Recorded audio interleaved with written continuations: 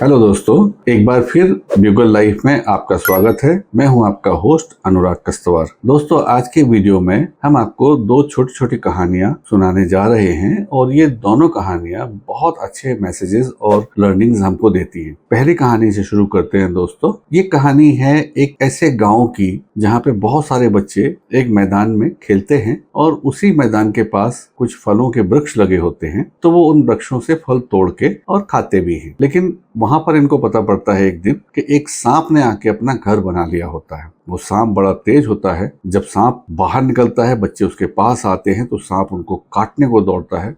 बच्चे डर के मारे भागते हैं और ऐसा करते करते बच्चों का खेलना, उनका फलों को तोड़ना, वो सब कुछ रुक जाता है। ऐसा बहुत समय तक चलता है। वो सांप बच्चों को बहुत तकलीफ देता है, बहुत परेशान करता है। एक दिन वहां पर एक साधु जी महाराज निकल रहे होते हैं, तो उन्होंने बच्चों को परेशान देखा तो पूछा, बच्चों क्यों परेशान हो, खेल क्यों नहीं रहे हो? तो बच्चों ने फिर उनको बताया कि वो सामने पेड़ के नीचे एक सांप ने अपना घर बना लिया हुआ है और वो सांप हमको बहुत परेशान करता है, हमें काटने दौड़ता है, तो हम वहां पर खेल भी नहीं पाते, हम अब फल भी नहीं खा पाते, कुछ नहीं कर पाते। साधु जी ने सुना तो उन्होंने कहा, चलो मेरे साथ, मैं चलता हूँ तुम्हारे साथ। तो वो बच्चे साधु को वहां लेकर आते हैं जहाँ पर सांप ने अपना घर बनाया होता है। तो साधु जी ने उस सांप को उपदेश दिए कि किसी को परेशान क्यों करते हो, इससे तुम्हें क्या आनंद आता है? बच्चे खेल नहीं पाते, फ्रूट्स नहीं ले पाते, फल नहीं तोड़ पाते, खा नहीं पाते, इससे तुम्हें किसी सुख की प्राप्ति होती है क्या? सांप ने सुना। कुछ साधु जी की वाणी में, कुछ उनके व्यक्तित्व में ऐसा प्रभाव था कि सांप शर्मिंदा होता है, गुरु जी से, उन संत से, उन साधु जी से माफी मांगता है और कहता है कि अब इसके बाद मैं इन बच्चों को कभी परेशान नहीं करूंगा। साधु जी चले जाते हैं। धीरे धीरे बच्चों ने अपने खेल का दायरा बढ़ाना शुरू किया। उनको सांप पर विश्वास नहीं होता, लेकिन खेलना शुरू करते देखते हैं सांप ने परेशान करना बंद कर दिया। फिर धीरे से फल तोड़ने जाते हैं। जब फल तोड़ने जाते हैं तो सांप अपने घर में अंदर चला जाता है कि बच्चों को फल तोड़ लेने दिया जाए। ऐसा करते करते बहुत समय होता है, बच्चों के मन से सांप का डर पूरी तरह से निकल जाता है। अब यहाँ पर क्या फर्क आता है दोस्तों, कि जब बच्चों के मन से सांप का डर निकल जाता है तो फिर ये उस सांप को परेशान करने लगते हैं, उसको पत्थर मारने लगते हैं, उसको बड़ी बड़ी लकड़ियों से परेशान करने की कोशिश करते हैं। वो हर बार डर के, या उसको इनको परेशान नहीं करना है, साधु जी की बात याद करके वो अपने बिल में घुस जाता है, अपने घर में घुस जाता है और बाहर कई कई बार नहीं निकल पाता है। जब तक बच्चे वहां रहते हैं तब तक वो नहीं निकल पाता है। ऐसा करते करते सांप को बड़ी प्रॉब्लम हो जाती है। कुछ महीनों के बाद गुरुजी वापस लौट कर आते हैं और बच्चों से पूछते हैं, बच्चों को खेलते देखते हैं तो वो बड़े प्रसन्न होते हैं कि चलो बच्चे पूरा खेल रहे हैं। और फिर पूछते हैं, वो सांप कहाँ है? तो बच्चे बोलते हैं, गुरुजी वो तो सांप तो अभी वो अपने घर में ही रहता है ज्यादातर, अब तो बाहर ही नहीं निकलता। गुरुजी कहते हैं, अरे मैं जाके देखता हूँ। जाके देखते हैं, सांप के घर के बाहर से उसको आवाज लगाते हैं, कहते हैं, भाई बाहर आओ, मैं गुरुजी आया हूँ। तो सांप बाहर आता है। तो गुरुजी महाराज ये देख के बहुत आश्चर्यचकित हो जाते हैं, दंग रह जाते हैं कि वो सांप लगभग अधमरा हो जाता है। तो उससे पूछते हैं, तुमने अपनी हालत कैसे बनाई है, क्या हो गया तुम्हें? तो सांप कहता है, गुरुजी ये बच्चे मुझे बहुत परेशान करने लगे, जब से मैंने इनको काटना डराना छोड़ दिया तो ये मुझे बहुत परेशान करते हैं, पत्थरों से मारते हैं, लकड़ी से मारते हैं। इस कारण मैं कई कई दिन तक बाहर भी नहीं निकल पाता हूँ और मुझे खाने को भी नहीं मिल पाता है। गुरुजी सुनकर हक्के बक्के रह जाते हैं।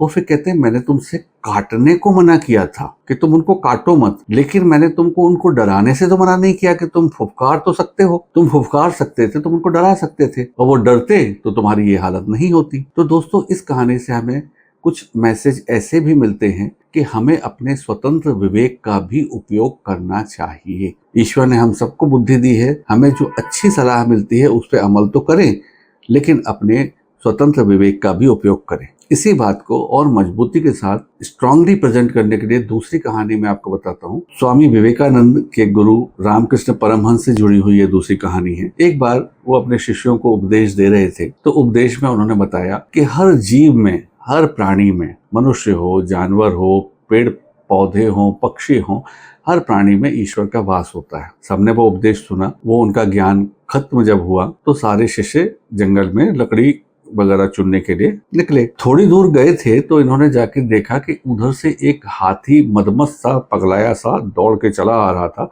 और महावत ऊपर बैठा हुआ चिल्ला रहा था कि भागो भागो, ये हाथी पागल हो गया है। सब शिष्यों ने सुना तो आपस में सब एक दूसरे से बोलने लगे, भागो। और सारे शिष्य वहां से भाग के दाएं बाएं होके पेड़ों के पीछे छिप गए कहीं। और एक शिष्य ने विचार किया कि आज ही तो गुरुजी ने बताया है कि सब प्राणियों में भगवान होते हैं, तो इस हाथी में भी भगवान है। ऐसा सोचकर वो जो शिष्य था वो वहीं खड़ा रहा और उसने हाथ जोड़ लिए, हाथी को भगवान मान के उनको प्रणाम करने लगा। वो मौका भी आया जब हाथी एकदम पास में आ गया, उसने शिष्य महाशय को सूंड में लपेटा, उठा के पटक नहीं दी, दूर फेंक दिया, तो बड़ी चोटें आ गई इनको। हाथी निकल गया। अब उनके जो दूसरे शिष्य थे वो उस शिष्य को जिसको चोटें आ गई थी उसको उठा के लेके आश्रम गए। गुरुजी ने पूछा, अरे तुम्हारी ये हालत कैसे हुई? तो फिर सब शिष्यों ने मिलकर ये पूरा दृष्टांत, ये पूरी कहानी सुनाई उनको कि ऐसा ऐसा हुआ। तो उन्होंने शिष्य से पूछा, तुम क्यों नहीं भागे? जब तुम्हारे सारे मित्र लोग भाग रहे थे वहां से, तो तुम्हें भी भागना चाहिए था वहां से। तो बोले, गुरुजी आप ही ने तो कहा था कि सब प्राणियों में ईश्वर होता है, तो मैंने सोचा कि हाथी में भी ईश्वर होगा, तो मैं खड़ा रहा। तो गुरुजी को थोड़ा सा मंद मंद मुस्कान आई और फिर वो बोले, अरे पागल, बोले हाथी को तुमने भगवान मान लिया, वो महावत जो ऊपर बैठा बैठा चिल्ला रहा था कि भागो भागो हाथी पागल हो गया है, तो तुमने उसमें भगवान क्यों नहीं देखा कि भगवान बोल रहे हैं कि भाग जाओ? ये तुम्हारे बाकी के जो जितने भी मित्रगण हैं ये सब तुम्हें बोल रहे थे कि चलो भागते हैं, तब तुमने इन सब में भगवान क्यों नहीं देखा? तो दोस्तों, कहानियों का, इन दोनों कहानियों का मॉरल एक है कि आपको सलाह कहीं से भी मिलती हैं, बहुत अच्छी मिलती हैं, कई बार वो हमारे माता पिता, गुरु जैसे सम्माननीय लोगों से भी मिलती हैं, लेकिन हर एक परिस्थिति में अपने स्वतंत्र विवेक का उपयोग करके और एक वेल प्लान्ड, वेल कंसिडर्ड, इसको हम बोलेंगे सोचा विचारा समझा हुआ डिसीजन लेना बहुत जरूरी है। हर जगह रूल ऑफ थंब नहीं चलता कि नहीं सब प्राणियों में भगवान ही है तो मैं नहीं भागूंगा। तो फिर महावत में भी भगवान थे, तो फिर उन शिष्यों में भी भगवान थे, तो उनको हम कैसे इग्नोर कर सकते हैं? हमारी जिंदगी में भी दोस्तों ऐसे बहुत से मौके आते हैं जब हमें डिसीजन लेने में बड़ी तकलीफ होती है, और हम क्या करते हैं, हम बड़े कन्वीनियंटली किसी के भी ऊपर अपने डिसीजन या अपने साथ जो हुआ है उसका रिस्पॉन्सिबिलिटी है, उसका जो जिम्मेदारी है वो दूसरों पर डाल देते हैं। तुमने पढ़ाई क्यों नहीं की? मेरे किसी दोस्त ने बोला था, मेरे किसी सीनियर ने बोला था कि तुम ये वाला काम करो तो ज़्यादा सक्सेसफुल होगे, इसलिए मैंने पढ़ाई नहीं करी। अगर तुमसे कोई बोलेगा कि तुम कोई अच्छी आर्ट क्यों नहीं सीखते हो, तो तुम बोलोगे कि उन्होंने बोला था कि ये वाली चीज़ नहीं सीखनी है तो मैंने नहीं सीखी। आप देखना, ऑब्जर्व करना कि बहुत से मौके ऐसे आते हैं जब हम अपनी फेलियर का, अपनी असफलता का या अपने लिए कोई कष्ट हुआ उसका जिम्मा दूसरे के ऊपर डालते हैं। अगर मैं वहां जा रहा था तो तुमने मुझे रोका क्यों नहीं? अगर मैं ये काम कर रहा था तो तुमने मुझे रोका क्यों नहीं? तो दोस्तों, हर एक डिसीजन, हर एक निर्णय जो आप लेते हैं उसकी जिम्मेदारी आप तभी ले पाएंगे जब आप औरों की सलाह के अलावा अपनी स्वतंत्र बुद्धि और स्वतंत्र विवेक का भी उपयोग करेंगे।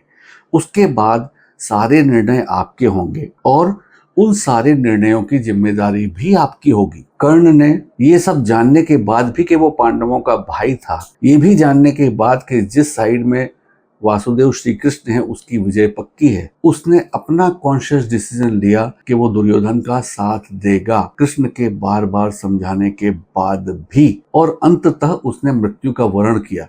लेकिन उसने अपने किसी भी निर्णय की जिम्मेदारी किसी दूसरे पर नहीं डाली, इसलिए कर्ण को महान बोलते हैं। यहाँ तक कि जब इंद्रदेव उसकी लाइफ का एकमात्र सुरक्षा कवच जो उसके और कवच कुंडल जो उसके पास थे, जिनके रहते हुए कोई उसको मार नहीं सकता था, वो भी उन्होंने इंद्र के मांगने पर उनको दान कर दिए और अपने उस डिसीजन की भी जिम्मेदारी उन्होंने खुद ली। उन्होंने इंद्र को कभी दोष नहीं दिया कि इंद्र ने अपने पुत्र अर्जुन को जिताने के लिए मेरे से कवच कुंडल मांगे, क्योंकि वो उनका सोचा विचारा डिसीजन था। तो दोस्तों, आज की इस वीडियो का जो मूल लेसन है वो ये है कि आप अपने निर्णयों की जिम्मेदारी स्वयं लेना शुरू करें।